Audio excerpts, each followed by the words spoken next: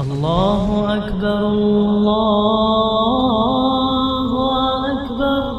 بسم اللہ الرحمن الرحیم۔ السلام علیکم، پاکیزہ ٹی وی میں خوش آمدید۔ تو میرے دوستو، آج آپ کے لیے بہت ہی منفرد واقعہ لے کر حاضر ہوا ہوں۔ لشکر امیر تیمور کو اپنوں نے شدید دکھ دیا تھا اور وہ سب اس کا ساتھ چھوڑ چکے تھے۔ اب بیگانے بھی اس کی جان کے دشمن بن چکے تھے۔ اس لیے امیر تیمور نے مغلیہ عطا کردہ نام نہاد حکمرانی کو چھوڑا اور علاقے کو خیر باد کہہ دیا۔ اس موقع پر اس کی بیوی الجائی خاتون اور چند جان نثار ساتھی تھے جنہوں نے امیر تیمور کی خاطر اپنی جانیں قربان کرنے کا یقین دلایا تھا۔ سفر کے دوران میں امیر تیمور کی ملاقات اپنی بیوی کے بھائی امیر حسین سے ہوئی، جو خود خانِ اعظم کے خوف سے اپنا علاقہ چھوڑ کر فرار ہو رہا تھا۔ جب دونوں نے ایک دوسرے کو دیکھا تو اس کو اپنے لیے غنیمت جانا، پھر ان دونوں نے اکٹھے آگے بڑھنے کا فیصلہ کیا۔ اس دوران میں راستے میں کئی جگہوں پر دشمنوں سے ان کی لڑائی بھی ہوئی، مگر پھر بھی یہ دونوں اپنی بے سر و سامانی کے باوجود ان کا مقابلہ کرنے کے لیے دونوں مل کر آگے بڑھتے رہے، اور وقت کے ساتھ ساتھ ان دونوں کے ساتھیوں کی تعداد میں بھی اضافہ ہوتا رہا۔ ایک وقت ایسا بھی آیا کہ ان کا قافلہ ایک متحرک لشکر کی شکل اختیار کر گیا۔ سردیوں کا موسم اپنے اختتام پر تھا۔ امیر تیمور اپنے ساتھیوں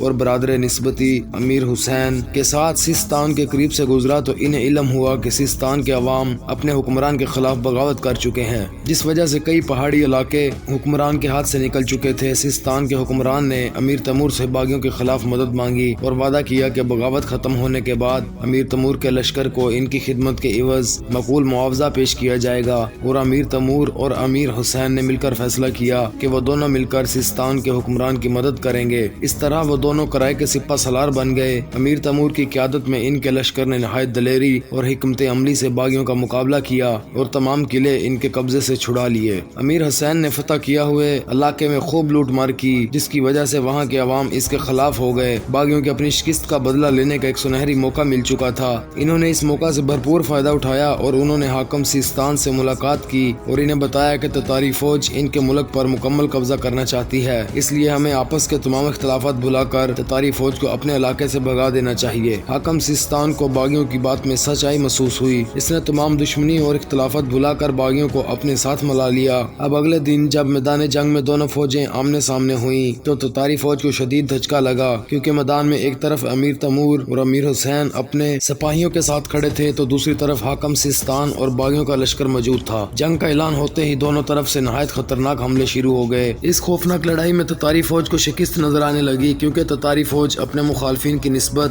تعداد اور اسلحہ میں کم تھی، لیکن امیر تیمور لفظ شکست سے نا آشنا تھا۔ لڑائی میں ایک ایسا وقت بھی آیا جب امیر تیمور دشمنوں کے نرغے میں آ گیا اور اس کے ساتھ صرف 12 سپاہی رہ گئے تھے، جبکہ اس کا ایک ہاتھ بھی تیر لگنے کی وجہ سے مفلوج ہو گیا تھا۔ اس سے پہلے کہ وہ اس زخم کا کوئی سدباب کرتا، ایک تیر اس کے پاؤں میں اتر گیا۔ ایک ہلکی سی چیخ کے ساتھ اس نے اپنے پاؤں کی طرف دیکھا اور نہایت پھرتی سے تیر کو کھینچ کر باہر نکال لیا۔ چونکہ زخمی شیر زیادہ خطرناک ہوتا ہے اور وہ دشمن پر عذاب کی طرح نازل ہوتا ہے، اس طرح تیمور اور امیر حسین نے مخالف فوج پر ایک زوردار حملہ کر دیا۔ ان کا مختصر لشکر نہایت دلیری اور بے جگری سے لڑا کہ سیستانی فوج کو میدان چھوڑ کر بھاگنا پڑا۔ اس لڑائی میں امیر تیمور نے ہمت، جرأت اور بہادری کا ایسا مظاہرہ کیا کہ تاریخ حیران رہ گئی۔ اس لڑائی میں امیر تیمور کو فتح کے ساتھ ایک ایسا زخم بھی ملا جو تاعمر اس کے ساتھ رہا۔ جو تیر اس کے پاؤں میں لگا تھا اور اس نے اسے کھینچ کر باہر نکال لیا تھا، اس کے زخم نے تیمور کو ساری زندگی اس پاؤں سے لنگڑا کر چلنے پر مجبور کر دیا۔ اس لنگڑے پن کی وجہ سے امیر تیمور کے مخالفین اسے تیمور لنگ کہتے تھے اور چند مورخین نے اس کو تیمور لنگ ہی کے نام سے یاد کیا ہے۔ ایک روز ایسا بھی آیا کہ جب دونوں ہاتھوں سے مقابلہ کرنے والے انسان پر آزمائش کا وقت آ گیا۔ بظاہر وہ اپنے قبیلے کا سردار تھا، مگر قسمت اس سے روٹ چکی تھی۔ جس کا رعب اور جوش دشمنوں کو دہشت میں مبتلا کر دیتا تھا، وہی تیمور وقت کی گردش کا شکار ہو چکا تھا۔ اپنے اور بیگانے سب اس کی جان کے دشمن ہو گئے تھے، اس لیے وہ پناہ کی تلاش میں تھا۔ آخر وہ رات کے اندھیرے میں ایک گمنام بستی میں داخل ہوا اور جو مکان سب سے پہلے نظر آیا تو اس کے دروازے پر دستخط دی۔ دروازہ ایک بوڑھی عورت نے کھولا اور پہلی نگاہ میں سمجھ گئی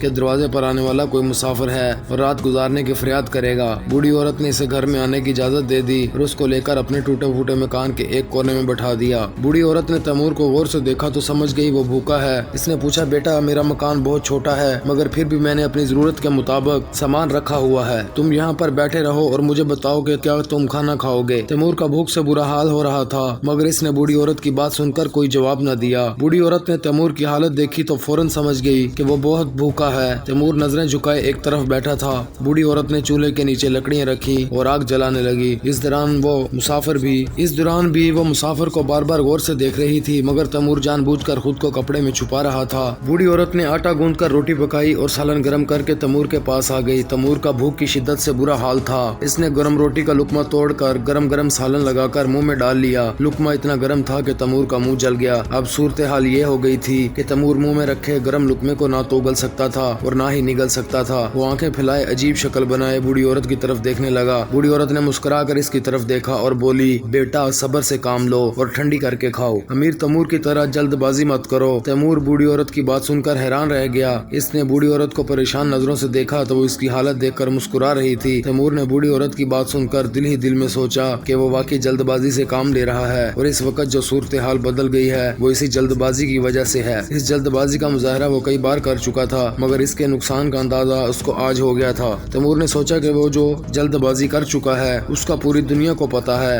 مگر وہ اپنی اس خامی سے بے خبر کیوں رہا۔ تیمور دل ہی دل میں بات سوچ رہا تھا کہ بوڑھی عورت نے اس کی حالت دیکھ کر کہا، بیٹا اب تیمور کو چاہیے کہ وہ اپنے ارد گرد اچھے دوستوں کی پہچان کرے اور سب سے زیادہ بھروسے والے ساتھیوں کو اکٹھا کر کے ان میں اضافہ کرے اور مناسب وقت آنے پر اپنے دشمنوں کا ڈٹ کر مقابلہ کرے جس طرح وہ پہلے کرتا آیا ہے۔ تیمور نے بوڑھی عورت کی نصیحت کو غور سے سنا اور ذہن نشین کر لیا مگر وہ بوڑھی عورت پر اپنی اصلیت ظاہر نہیں کرنا چاہتا تھا کیونکہ اگر اس نے اپنی شناخت کروا دی تو وہ بہت بڑی مصیبت میں مبتلا ہو سکتا تھا۔ اس لیے وہ اس حالت میں کسی بڑی مشکل کا سامنا نہیں کر سکتا تھا۔ بوڑھی عورت کے ساتھ والے گھر میں ایک لالچی شخص رہتا تھا۔ جب اسے رات کے پچھلے پہر بوڑھی عورت کے مکان میں کھانا پکنے اور اجنبی مسافر کی موجودگی کا پتہ چلا تو وہ اصل صورتحال جاننے کے لیے بوڑھی عورت کے گھر آ گیا۔ وہ شخص بہت مکار اور لالچی تھا۔ اس نے بوڑھی عورت کے مکان میں داخل ہوتے ہی اجنبی مسافر کو پہچان لیا۔ وہ امیر تیمور کو اچھی طرح پہچانتا تھا۔ پھر امیر تیمور کی ایک ٹانگ میں لنگڑا پن بھی تھا۔ امیر تیمور کا مضبوط اور فربا جسم اس بات کی گواہی دیتا تھا کہ وہ تیمور ہی ہے۔ لالچی پڑوسی اجنبی مسافر کو غور سے دیکھ کر یہ زہر کیے بغیر کہ اسے پہچان چکا ہے واپس چلا گیا مگر اگلے دن صبح کا سورج ابھرنے سے پہلے جب تیمور بوڑھی عورت کے گھر سے جانے لگا تو اس کے دشمنوں نے اس کو گھیر لیا۔ تیمور جس مشکل سے بچنے کے لیے یہاں رکا تھا اب وہی اس کے سامنے تھی۔ بوڑھی عورت کے پڑوسی نے انعام کے لالچ میں امیر تیمور کو دشمنوں کے ہاتھ بھیج دیا تھا۔ دشمنوں نے اسے گرفتار کیا اور ایک ایسی کوٹھڑی میں قید کر دیا جہاں اندھیرا ہی اندھیرا چھایا ہوا تھا۔ یہاں پہ انسانی آنکھ کسی بھی چیز کو نہیں دیکھ سکتی تھی۔ اندھیری کوٹھڑی میں تیمور کو اس کے ہاتھ پاؤں باندھ کر رکھا گیا۔ دشمن اس کی اس خوبی سے واقف تھے کہ اگر اس کے دونوں ہاتھوں میں کوئی بھی ہتھیار آ گیا تو اپنے مقابلے میں آنے والے ہر شخص کو مار دے گا۔ یہ وقت امیر تیمور کی زندگی کا سب سے برا وقت تھا۔ اس نے کبھی ایسی زندگی کا سوچا بھی نہیں تھا جس میں اسے قید کی مشکلات کا سامنا کرنا پڑے گا۔ امیر تیمور کوٹھڑی کے ننگے کچے فرش پر سر جھکائے بیٹھا تھا اور اپنے گناہوں کی معافی مانگ رہا تھا۔ اس جگہ پر گندگی اتنی زیادہ تھی کہ مچھروں اور مکھیوں کی فوج وہاں پر موجود تھی۔ وقت گزرنے کے ساتھ ساتھ مکھیوں اور مچھروں نے امیر تیمور کو کاٹنا اور ستانا شروع کر دیا۔ کونے خدرے میں چھپے کھٹمل بھی باہر نکل آئے اور وہ بھی امیر تیمور پر حملہ آور ہو گئے۔ امیر تیمور جو جنگ کے میدان میں بڑے سے بڑے طاقتور دشمن کا ڈٹ کر مقابلہ کرتا تھا اب اس ننھی اور حقیر سی مخلوق کے حملے کا شکار ہو گیا تھا۔ یہ کھٹمل اس کو بری طرح کاٹ رہے تھے کہ اس تیمور کا جسم سوج گیا تھا۔ امیر تیمور اس آفت سے بری طرح بکھلا چکا تھا۔ اس رات اس نے دل ہی دل میں کئی بڑے فیصلے کر لیے۔ بوڑھی عورت کی نصیحت کو سوچ کر اس نے دشمن کا مقابلہ کرنے کا سوچا۔ اگر وہ چاہتا تو اپنی بے پناہ طاقت کے ذریعے کوٹھڑی کا دروازہ توڑ کر دشمن کا تنہا مقابلہ کر لیتا مگر اسے مہربان بوڑھی عورت کی نصیحت اچھی طرح یاد تھی۔ وہ صبر سے دشمن کا مقابلہ کرنے کے لیے مناسب وقت کا انتظار کرنے لگا۔ اس قید میں اس کے ساتھ ایک ایسا واقعہ پیش آیا جس نے اس کی زندگی کو ایک نیا جوش دے دیا۔ بظاہر ہمت ہار جانے والا تیمور اب ایک نئے احساس کے ساتھ مشکلات کا سامنا کرنے والا انسان بن گیا۔ دشمنوں نے قید کے دوران اس پر کئی طرح کے ظلم کیے مگر وہ مسکرا کر ہر ظلم سہتا رہا۔ اسے دشمنوں کی ان حرکتوں پر بہت غصہ بھی آتا تھا مگر وہ بڑے سکون اور اطمینان سے مسکرا کر سامنا کرتا رہا جس وجہ سے دشمنوں کو بہت مایوسی ہوئی۔ انہوں نے ہر طرح کا ظلم کر کے دیکھ لیا مگر جب امیر تیمور نے انہیں کوئی جواب نہ دیا تو انہوں نے اسے کھلی فضا میں لا کر بٹھا دیا جہاں تازہ ہوا اور سورج کی روشنی میں اسے قدرت کی ان نعمتوں کا احساس پہلی مرتبہ ہوا۔ یہ ایسی نعمتیں ہیں جو اللہ کریم نے ہر جاندار کو کسی فرق کے بغیر عطا کی ہوئی ہیں۔ جب قید کو 3 دن گزر گئے تو امیر تیمور نے دوا پر ایک ایسی چونٹی کو دیکھا جو اپنے وزن سے کئی گنا زیادہ وزن اٹھا کر دیوار پر چڑھنے کی کوشش کر رہی تھی مگر ہر بار جب وہ دیوار پر چڑھتی تو نیچے گر جاتی۔ نیچے گرنے کے بعد بھی چونٹی نے اپنی کوشش کو نہیں چھوڑا بلکہ وہ ہر بار پھر سے دیوار پر چڑھنے کی کوشش کرنے لگ جاتی۔ تیمور نہایت دلچسپی سے چونٹی کو دیوار پر چڑھتے اور پھر نیچے گرتے ہوئے دیکھ رہا تھا۔ وہ وہ چونٹی کی ہمت اور پختہ ارادے سے بہت متاثر ہوا۔ عزم و ہمت کا ایسا واقعہ اس نے ساری زندگی نہیں دیکھا تھا۔ چونٹی اپنے منہ میں وزن اٹھا کر کئی مرتبہ دیوار پر چڑھنے کی کوشش کر چکی تھی، مگر وہ ذرا اوپر پہنچتی تو نیچے گر جاتی۔ آخر کئی بار کوشش کرنے پر چونٹی دیوار پر چڑھنے میں کامیاب ہو گئی۔ امیر تیمور جو کافی دیر سے یہ تماشا دیکھ رہا تھا،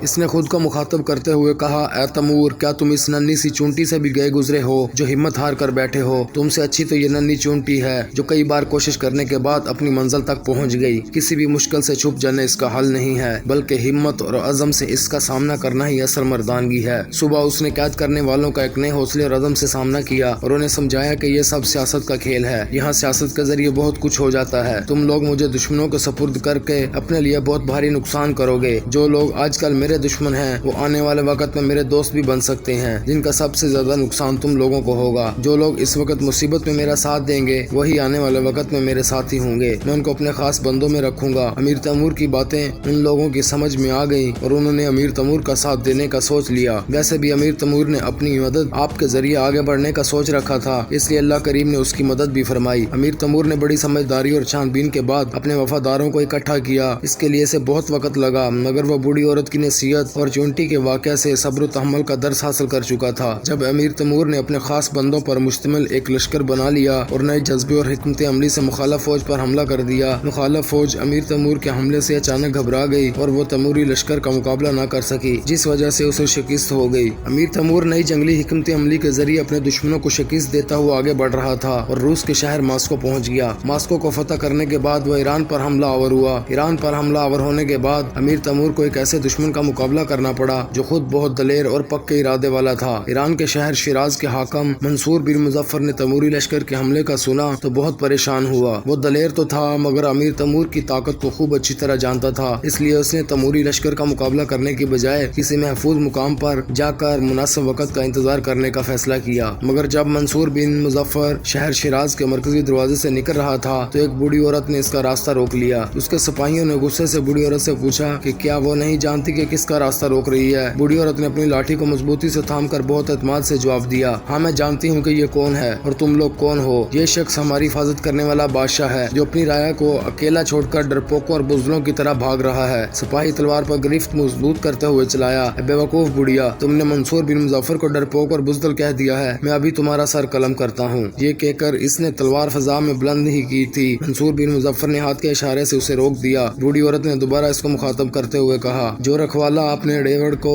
کیلا چھوڑ کر بھاگ رہا ہو اس کو ڈرپوک یا بزدل نہ کہوں تو اور کیا کہوں؟ حکمران تو اپنی رعایا کی حفاظت کرتے ہوئے جان لٹا دیتے ہیں، تم کیسے حکمران ہو؟ بوڑھی عورت کے الفاظ تیروں کی طرح منصور بن مظفر کے دل و دماغ پر لگے اور وہ شرمندہ ہو گیا۔ اس نے فوراً اپنے سپاہیوں کو شہر واپس جانے کا حکم دیا اور خود بھی اپنے گھوڑے کا رخ شہر کی طرف کر دیا۔ اب وہ اپنی فوج کے ساتھ امیر تیمور کے مقابلے کے لیے تیار تھا۔ شیراز کے باہر دونوں فوجیں ایک دوسرے کا مقابلہ کرنے کے لیے تیار تھی۔ لاکھوں کی تعداد میں تیموری فوج اور صرف 2000 فوج پر مشتمل منصوری فوج کا مقابلہ ہوا تو دونوں طرف سے جانساری ہونے لگی۔ تیمور اپنی فوج کے درمیان کھڑا جنگ کے میدان کا جائزہ لے رہا تھا۔ جب منصور بن مظفر تیموری فوج پر حملہ آور ہوا اس کے ساتھی بھی اس کے ساتھ تھے۔ منصور بن مظفر اپنی حکمت عملی سے امیر تیمور کے بالکل قریب پہنچ گیا اور اس وقت امیر تیمور کی حیرت کی انتہا نہ رہی جب منصور بن مظفر تلوار تان کر تیمور پر حملہ آور ہو گیا۔ تیمور خود بہت سمجھدار انسان تھا، اس نے نہایت بہادری سے حملہ روک لیا۔ تیموری اور منصوری فوج کے سپہ سالار اپنی جنگی مہارت کے جوہر دکھا رہے تھے کہ نامعلوم سمت سے ایک تیر منصور مظفر کو آ لگا جس سے وہ نیچے گر کر تڑپنے لگ گیا۔ امیر تیمور کو اپنے دلیر دشمن کی ایسی موت کا بہت دکھ ہوا، ویسے بہادر سپاہی کے ساتھ مزید لڑنا چاہتا تھا۔ ایران کو فتح کرنے کے بعد امیر تیمور نے ترکی پر کامیاب حملے کیے۔ امیر تیمور کب اور کس ملک پر حملہ آور ہو جائے اس بات کا علم صرف اور صرف امیر تیمور کو ہوتا تھا۔ وہ اپنے سپاہیوں کو صرف ساتھ چلنے کا حکم دیتا تھا اور وہ اس کے پیچھے روانہ ہو جاتے تھے۔ امیر تیمور ساری حکمت عملی اپنے دل میں رکھتا تھا اور جو فیصلہ کر لیتا تھا وہ پتھر پر لکیر ہوتا تھا۔ دنیا ادھر کی ادھر ہو جاتی مگر اس کا فیصلہ نہیں بدلتا تھا۔ یہی وجہ تھی کہ جب اس نے ہندوستان پر حملہ کرنے کا ارادہ کر لیا اور اپنے سپاہیوں کو ہندوستان چلنے کا کہا تو وہ سب حیران رہ گئے۔ ان کا خیال تھا کہ امیر تیمور بغداد کو فتح کرنے کے بعد دمشق روانہ ہوگا، مگر جب ہندوستان پر حملہ کرنے کا حکم ملا تو انہیں پریشانی لاحق ہو گئی کیونکہ ہندوستان کا موسم بہت گرم تھا اور وہاں کے میدان اور صحرا آگ کی طرح گرم تھے۔ وہاں پر مختلف بیماریوں کی وبائیں پھیل جاتی تھی جو جسم کو مفلوج کر دیتی تھی۔ امیر تیمور جب دہلی کے قریب خیمازان ہوا تو اس کے ساتھ بے شمار ہندوستانی قیدی تھے جن کو یہاں آتے ہوئے مختلف علاقوں سے گرفتار کیا گیا تھا۔ ان لوگوں کے ساتھ وسیع مال غنیمت بھی تھا। دہلی پہنچ امیر تیمور نے شہر کا محاصرہ نہیں کیا بلکہ ایک کھلے میدان میں پڑاؤ ڈال دیا۔ یہاں کچھ دیر آرام کرنے کے بعد تیموری فوج نے دہلی کے نواحی علاقوں کا رخ کر لیا۔ اس حکمت عملی کا مقصد یہ تھا کہ دہلی کے عوام کو دہشت زدہ اور سلطان دہلی کو مشتعل کرنا تھا۔ اس کے بعد امیر تیمور نے کامیاب چال چلی اور اپنی لشکرگاہ کے گرد نہایت گہری خندق کھدوائی، جس میں وہ اپنے سپاہیوں کے ساتھ خاموشی سے بیٹھ گیا، کیونکہ وہ یہ ظاہر کرنا چاہتا تھا کہ وہ کسی بات پر شدید پریشان اور فکر مند ہے۔ دہلی کے عوام تیموری لشکر کی آمد سے شدید خوف زدہ تھے۔ انہوں نے سلطان دہلی اور محمود شاہ تغلق اور ان کے امراء کو بزدل اور بے حس ہونے کے طعنے دینے شروع کر دیے۔ عوام نے سلطان دہلی سے کہا کہ وہ بزدل ہے جو ہزاروں میل دور سے تیموری فوج کے آ جانے پر بھی بے حس بنا ہوا ہے، مگر سلطان دہلی تمام باتیں سننے کے باوجود خاموشی سے سارا منظر دیکھ رہا تھا۔ سلطان دہلی محمود شاہ تغلق تیموری فوج کی بری حرکتوں پر سخت غصے میں تو تھا، مگر وہ کوئی فیصلہ نہیں کر پا رہا تھا۔ وہ سوچ رہا تھا کہ کس طرح اس مصیبت سے چھٹکارا حاصل کرے۔ عوام کے دباؤ اور تیموری فوج کی نقل و حرکت نے آخر سلطان دہلی کو یہ فیصلہ کرنے پر مجبور کر دیا کہ وہ کھلے میدان میں آ کر تیموری لشکر کا مقابلہ کرے، لیکن یہ فیصلہ تغلق خاندان کے لیے بہتر ثابت نہ ہوا، کیونکہ امیر تیمور تو یہی چاہتا تھا کہ سلطان دہلی کی فوج کھلے میدان میں آ کر لڑے، اس لیے اس کی یہ چال بھی خوب کامیاب رہی۔ جب سلطان دہلی کا لشکر میدان میں اترا تو اس کے سامنے سینکڑوں بدمست ہاتھیوں کی صفیں تھیں، جن سے تیموری فوج پہلے ہی خوفزدہ تھی، مگر امیر تیمور کو یقین تھا کہ ہندوستانی فوجی ہاتھیوں پر لڑنے کو ترجیح دیتے ہیں اور ان سے ہی ہندوستانی فوج کو شکست دینا زیادہ بہتر ہوگا۔ حالانکہ تیموری لشکر نے ہاتھیوں کی فوج کو پہلی مرتبہ دیکھا تھا اور ان کے حملے اور بدمستی کا بھی کوئی علم نہیں تھا، مگر امیر تیمور نے اپنی حکمت عملی کے ذریعے اس سے نپٹنے کا مکمل بندوبست کر رکھا تھا۔ امیر تیمور نے ہاتھیوں کا مقابلہ کرنے کے لیے آگ کے تیر برسانے والے تیر اندازوں کا ایک خصوصی دستہ تیار کر رکھا تھا، جو مسلسل کئی گھنٹے آگ کے تیر برسانے کی صلاحیت رکھتے تھے۔ ان تیر اندازوں میں نشانہ کبھی خطا نہیں ہوتا تھا، اس لیے امیر تیمور نے ان کو خاص طور پر ہاتھیوں پر حملہ کرنے کا حکم دے رکھا تھا۔ جب سلطان دہلی کا لشکر اپنے ہاتھیوں کی آڑ میں تیموری فوج کی جانب بڑھا تو امیر تیمور نے پہلے سے تیار تیر اندازوں کو ہاتھیوں پر آگ والے تیر پھینکنے کا حکم دیا۔ حکم ملتے ہی آگ کے سینکڑوں گولے فضا میں تیرتے نظر آنے لگے، جو سیدھے ہاتھیوں پر گرتے تھے۔ چند لمحوں میں آگ کے گولوں نے سلطان دہلی کے لشکر کو گھیر لیا۔ ہاتھیوں نے ایسی مصیبت کا سامنا کبھی نہیں کیا تھا، اس لیے ان کی مضبوط صفیں چند لمحوں میں ٹوٹ گئیں اور وہ آگ کے تیروں سے بچنے کے لیے اپنے ہی سپاہیوں پر چڑھ دوڑے۔ ان بدمست ہاتھیوں نے سلطان دہلی کے لشکر کو اپنی سونڈ میں جگڑ کر اور پاؤں کے نیچے کچل کر مارنا شروع کر دیا۔ ان بدمست ہاتھیوں سے بچنے کے لیے ہندوستانی فوج دیوانہ وار ادھر ادھر دوڑنے لگی، جس کا جدھر منہ ہوتا وہ ادھر سرپٹ دوڑنے لگ جاتا تھا۔ امیر تیمور میدان جنگ میں خاموشی سے کھڑا ان بدمست ہاتھیوں کی یلغار اور سپاہیوں کے فرار کو دیکھ کر مسکرا رہا تھا۔ وہ بھی اس منظر سے لطف اندوز ہو رہا تھا کہ اس نے اپنے سپاہیوں کو بدحواس ہندوستانی سپاہیوں پر یلغار کا حکم دے دیا۔ تیموری لشکر نے حکم ملتے ہی بھرپور حملہ کر دیا۔ سلطان دہلی کی فوج نے خود کو سنبھالنے کی بہت کوشش کی، مگر تیموری لشکر کے سامنے وہ ریت کی دیوار بن چکے تھے، جس وجہ سے سلطان دہلی محمود شاہ تغلق کو عبرتناک شکست ہوئی اور دہلی میں تغلق خاندان کی حکومت کا مکمل خاتمہ ہو گیا۔ امیر تیمور جب بھی کوئی بڑی